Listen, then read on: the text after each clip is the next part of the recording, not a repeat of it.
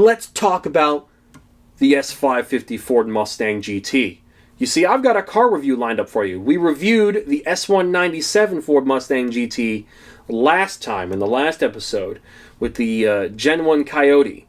This is a Gen 3 Coyote, because it is the S550-2, basically.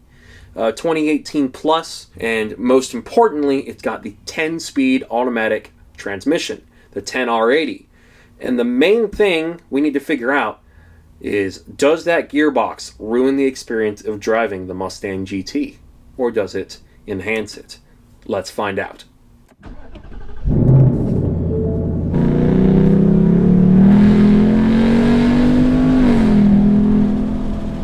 Welcome everyone to another review for the Ice Age. Today you join us in a 21 Mustang GT Premium. It's an S550 with the Coyote 5.0 V8, naturally aspirated to 460 horsepower, I believe. Here is the window sticker. This particular example MSRP is at $49,030. It's got all the standard equipment, but the stuff included on this vehicle is premier trim, accents, floor mats, adaptive cruise control, voice activation, touchscreen. I'm not going to be messing with that. I'm not a huge advocate for voice activation anything. This car is equipped with the 10R80, otherwise known as the 10-speed automatic. You've got climate control in the front seats. You can cool your butt or cook your butt, depending on your kinks. This has got the digital dash, which I believe is the technology package. And if you're going to get something with the 10-speed, you've got to get this cool digital display, because you can go through all the different settings, and when you're shifting, it's cool to have a race-style tachometer. But when you're normally driving, you can also have a good-looking, kind of cool, futuristic digital display. You've got aluminum wheels, 20 inchers. I just wanted to give you guys an idea of how much this particular example costs, because that's something worth talking about. Because if you're willing to spend basically $50,000 on a Ford Mustang, is it worth getting just a GT? Yes, this is a premium, but then you've got stuff like the Mach 1, which is basically the same price as this with an extra few $1,000s, which doesn't really mean anything if you're financing. But then if you can afford that and you have cash to spare, what if you'd rather get the GT 500? Because then you have the dual clutch, which in my opinion is probably better than this 10-speed, and you've got 750 warranted horsepowers. Granted, you can get a supercharger from Roush that will give you about 750 horsepower on your Mustang GT and still have it be warranted. So this car has 485 miles. We're not going to be putting many more miles onto it. We're just going to be having some fun. We'll probably put 15 on today. Because it rained earlier today, I will not be turning off traction control, but you've got all these cool switches here at the bottom here that are quite fun to use. You got the hazards. You've got the traction control where if you press it once, it turns it off slightly, I guess. Or if you hold it for a certain amount of time, it will turn advanced track off, which we kind of demonstrated in the S197 Mustang. And it's kind of interesting that we're reviewing this car today because, well, Dodge has basically just said in 2023, all of our cars are going to suck for anyone that has self-respect. As an automotive enthusiast, as a human being trying to save the world, probably not so much, but we don't really care about that because we're just trying to make ourselves happy and not want to end it all. So that's what V8s are all about. Also, Ford's mentality, you know, everyone was always saying Dodge is putting Hellcat this into Hellcat that, Hellcat in a minivan. Ford is putting together a crate engine kit where you've got the 7.3 Godzilla V8 and a transmission to go with it and a standalone ECU, and their demo car is an S550. They're the ones snorting cocaine off of prostitutes and building crazy cars now.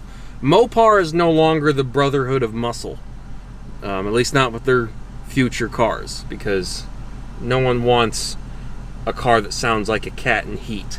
Unless if you're into that, in which case, get a CAT scan. So, we're in a 21 GT Premium, 460 horsepower, The Mach 1 has 480. Not a massive difference. Let's get out of here. I gotta stop ranting. Let's talk more about this car. We've got this typical view over a very long hood because it's a muscle car. But it's also kind of like a WRX because the WRX has that weird bubble hood. So I'm in manual mode. I can put it back into auto by just clicking it forward and then pulling it back. You want to keep it, and I like driving it in Sport Plus, but then having the steering in Comfort most of the time because it's softer and not as jittery. And then for when you're wanting to go fast, normal or sport. Normal's a little better. Because it doesn't have a ton of power, it's kind of happy with you shifting yourself or doing it in automatic mode. I've heard a few people say that, you know, when you've got tons and tons of power, the transmission's going to be a lot happier with you shifting than with it being in automatic mode, which I think is kind of interesting because usually it's the opposite of that, you know, with all these big twin turbo Huracans and things like that. The people that build the cars are like, we'd rather the car shift itself. So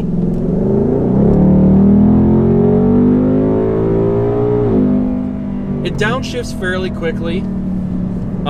The main reason why I think the dual clutch, even like maybe a ZF8 speed, might have a couple advantages over the 10R80. The 10R80 is great for straight line stuff, without a doubt.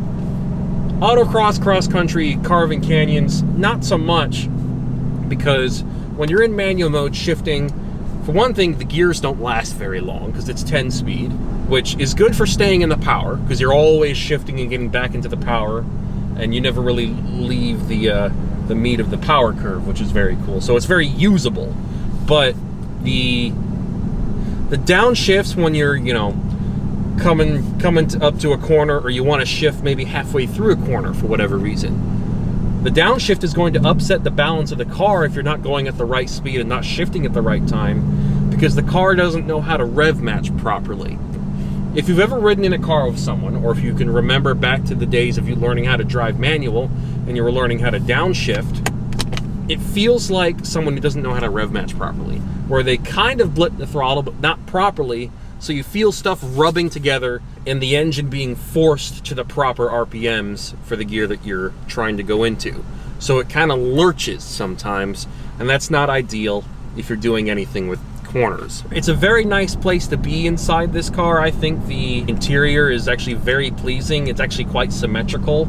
So you've got the outcroppings on the dash that kind of shield. You got this one here on the left that shields the gauges, so I guess you don't have any glare. But then, just to be symmetrical, they've got that on the right side and it just says Mustang on that side. And I appreciate that because it's very pleasing for me to look at, because you've got this kind of mound over here. You got the 3 retro style vents and kind of the fake carbon fiber trim of plastic, and then you got the mound on the right, and it's pretty. This is a very nice car to be in. I don't really know how to review the quality of the car because this is probably one of the more expensive cars I've driven, and I don't really pay attention to build quality most of the time, so I can't really give you an honest review on that. I will say the nice thing about Ford and this car having the active exhaust on it as an option is that it sounds damn good stock, so hopefully California won't have a problem with it, because they won't be able to say you have a modified exhaust. But then if you're registered out of state, they can't give you a ticket for that anyways. But this is a stock exhaust.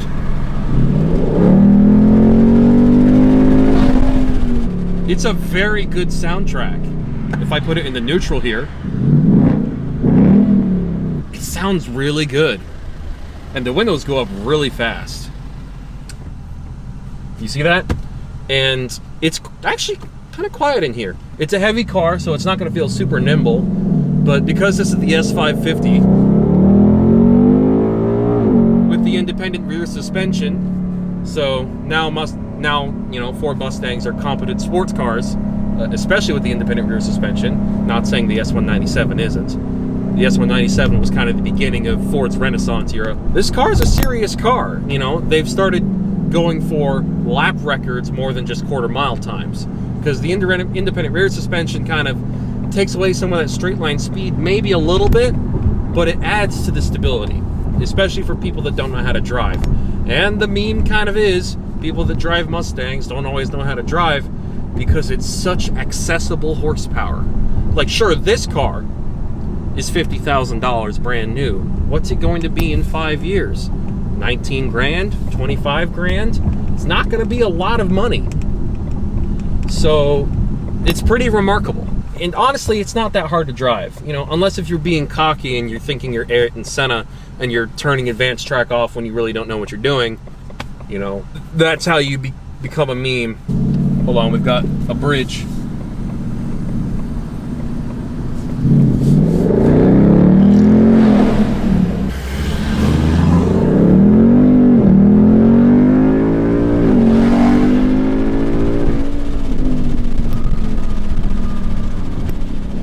So I don't know if you heard that. So here's my main opinion. This is the last time we'll talk about it on the 10R80, the 10-speed. Most of the time, if you're at speed, downshifts are fine. It doesn't upset the balance of the car. But that's if you're at speed and you're going at the right speed for it to happen. If you're not, it's going to be a little uncomfortable. The upshifts are even a little violent too. It feels like a single clutch, old school kind of car sometimes, where it kicks you a little bit. But this is auto mode, and you can hear it shifting. And so the other thing with auto mode that it can sometimes be more fun to be doing the shifting yourself is that if you're on the highway and you're trying to maintain a speed of like 55 or whatever the speed limit is here, 55 or 60, and you touch the throttle a little bit when you're in sport mode, I guess, it's a little sensitive. And so it will kind of go, oh, is it time to go really fast? And it will go down 2 whole gears and start going, and then it will realize you don't want to go fast. And then it will kind of go, so that's a little odd, at least with the stock tune. You know, you're never not in the power. It's always available, especially in auto mode. It's going to downshift to the gear you need to be in fairly quickly, not instantaneously. There's going to be a split second where it kind of thinks, hold on, you're sure? Okay, here, let's go. So if that's not a problem for you, this is actually a good deal. $50,000 though, you're probably worth getting a Mach 1 because you got the slightly more aggressive exterior, and you've got the better tune, the better software in the 10R80, and you've got some extra Ford Performance parts put in there, and a slightly stronger Coyote out of the box.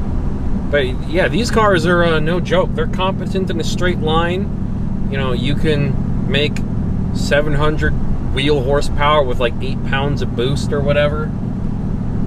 Whether it's Roush or VMP, whatever it is you go with. I'm going to get onto the freeway here. We'll merge on, and we'll merge the way you're supposed to. Not necessarily like you're in a NASCAR race, but, you know, don't waste time getting up to highway speed, and don't be a little bitch if you need to speed up some more to merge properly.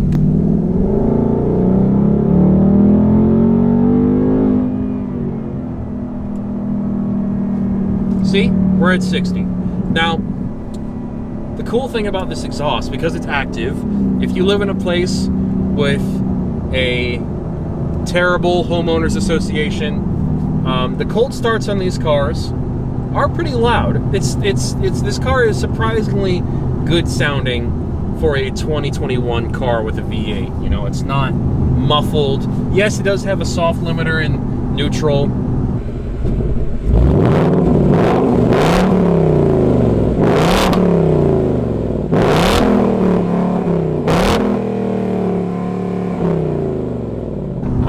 That's a thing. I think soft limiters are stupid. It's probably to protect the engine or something. But it sounds pretty good. You can hear most of the engine. The only way to rev it all the way up to the top is to go out onto the road and drive fast.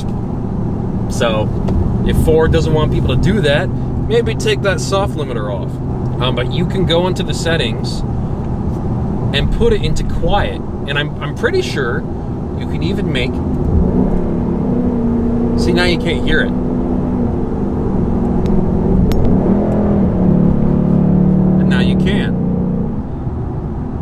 It's a noticeable difference. The outside of the car, I'm just gonna say it, the S197 and the S550 are my two most favorite body styles of Mustang, and I think I probably prefer the S550 just a little bit more. But hilariously, even though I'm driving a 2021 GT, I kind of like the pre-facelift S550 style of 2015 through 2017, or the looks of the GT350s, or the looks of the GT500s. I think that front looks a little better to me. The front end of anything that's 2018 plus just looks a little bit odd to me, like the car had a weird, like, bad nose job where it's starting to fall off a little bit. It kind of slopes and goes down a little bit, and it just doesn't quite work for me.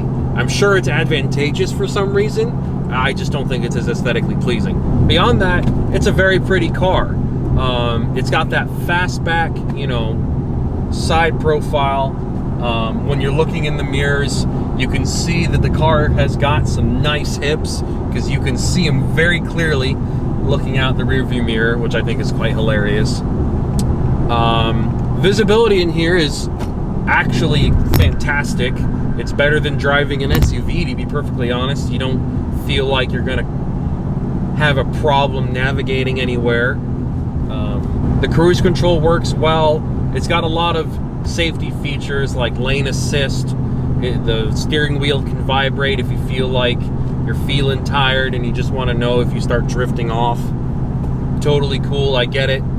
My only complaint with some of the controls inside the car is that if you want to mess with the nitty-gritty details of the I.C.E, some of the things that you want to do, like if you want to say switch it from blowing on your feet to blowing at your face, you have to use the touchscreen, which is a little annoying. I personally don't like getting rid of buttons and having to use touchscreens for certain features, but it is what it is. It's not terrible. Just showing the new kind of school of thought that Ford is using when building these is they're focusing on handling now too. And so a GT500 can keep up with a multi-million-dollar Ford GT, the modern one, the car that won a Le Mans race, on a track with a huge price difference. It's just amazing. It's a good car to choose. When you start getting to 50 grand, I'd say maybe look at some Mach 1s. But if you really want a Mustang and you want an upper echelon experience while still having that good old American muscle V8 experience, get the supercharged GT500, because that's going to feel like someone went in, built the motor, and then decided, you know what, if it breaks, you don't have to pay for all of it.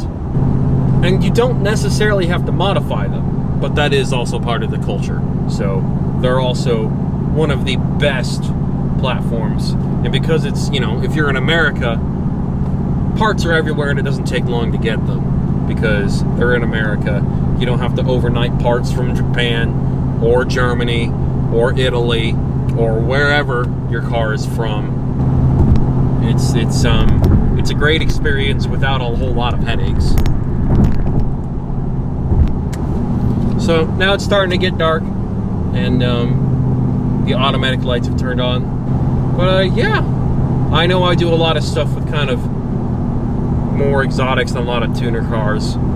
So American Muscle is a rare sight on this channel. Not so much in this series, the Ice Age. I don't really score these cars or really give you any. I just kind of tell you my experience and my kind of thoughts on them, and if it all kind of fits your preferences and what you think you're willing to deal with and what you think you can afford, hopefully you can make a choice from there. I'm just going to keep it in auto, let you guys have a listen.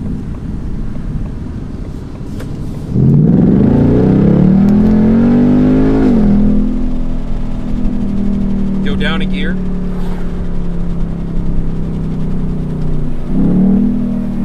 See, it kind of pushes me around.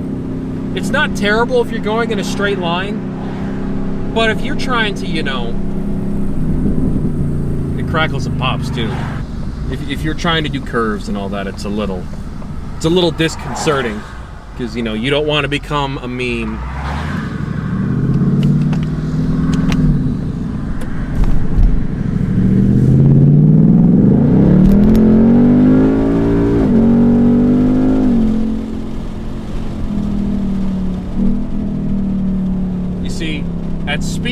not going to say what speed that was. That downshift was just fine.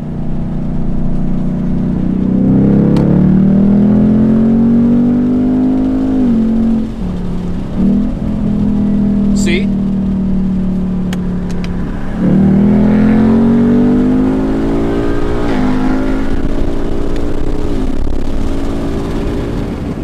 Pretty stable.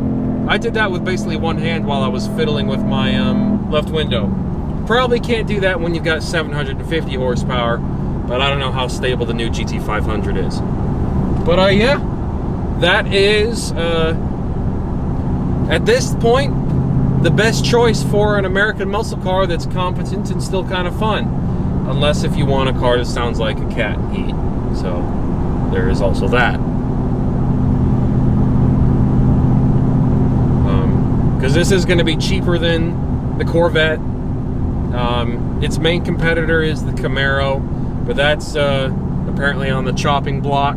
Whereas we've got one more generation of Mustang left. The way things are going, we probably won't have any more. So I'll be very interested to see how the S650 does. Hopefully Porsche can save us with its hydrogen carbon blend methanol, and we can continue to have fun. What I'm thinking is, this show is going to continue even once I'm the last gas-powered car on the road. The last episode will just be me going to federal prison for driving a noisy car. So, anyways, just wanted to let you guys know what I thought of this car. It's a great choice. This one's optioned a little too high, to the point where I think you could just get in Mach 1. And in this climate, with everything going on, it's amazing it even exists.